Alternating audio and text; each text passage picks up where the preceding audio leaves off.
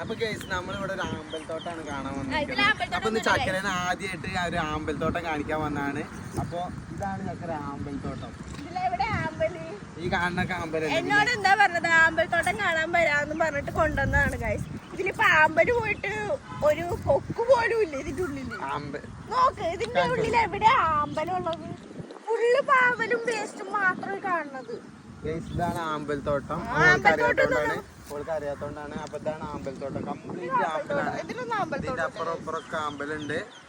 അപ്പൊ ക്യാമറമാൻ ഇങ്ങോട്ട് തിരിക്കി ഞങ്ങൾ പറയട്ടെ.